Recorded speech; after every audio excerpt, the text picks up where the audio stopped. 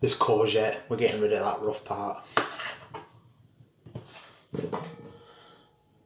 And then we're going to cut it into slices. And we want to cut them around that thickness. About 1 centimetre.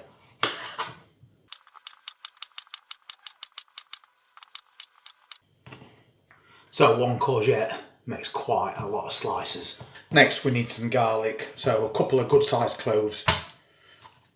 We'll just bang them and we can get that skin off quite easily then.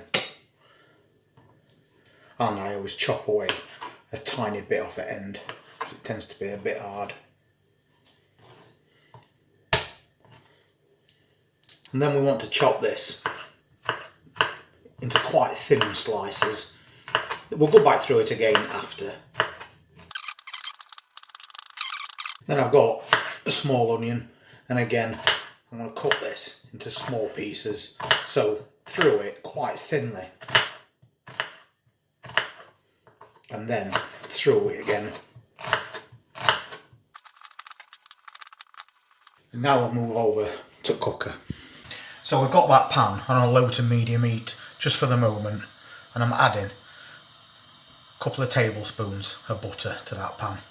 And that's why we need it low, otherwise this butter is going to burn. But to help with that problem, add a little olive oil as well. And then we'll add that finely chopped onion. And we'll layer all this courgette out as well.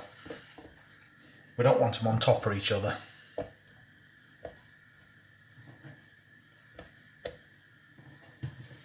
We should just about have enough room in this pan.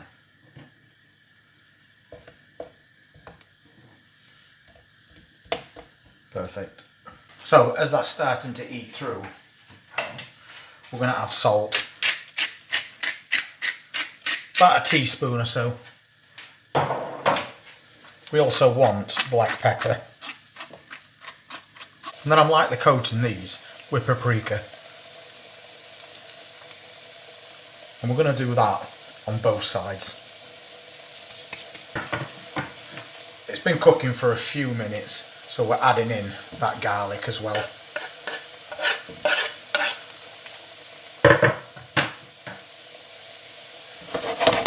And don't forget to keep moving them around as they're cooking.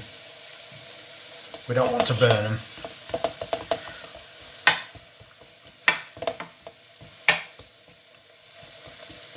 Now we'll turn that up to medium heat.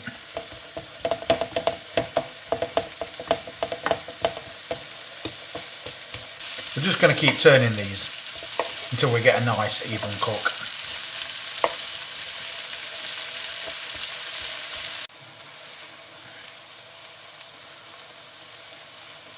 For a little extra flavour, I've just added a sprinkle of soy sauce. But you don't have to add that if you don't want. We're now starting to get a little bit of colour on these, so we need to keep cooking them until they're all nicely browned.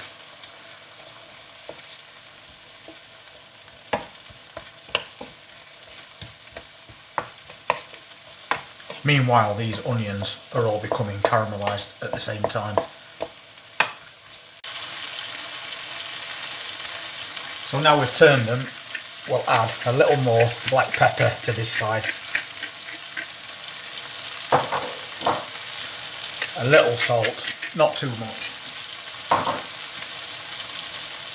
And a little more paprika as well. If you ain't got paprika and you want them a bit spicier, then use chilli powder.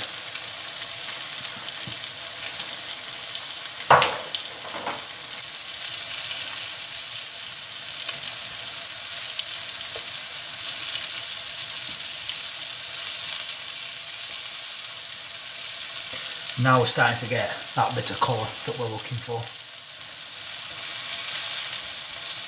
So just keep turning so you don't burn any.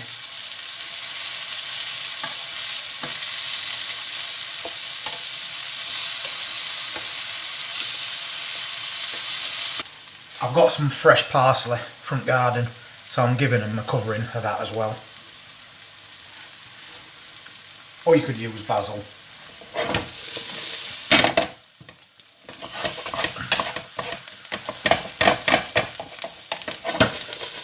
just toss those around a little so everything gets coated.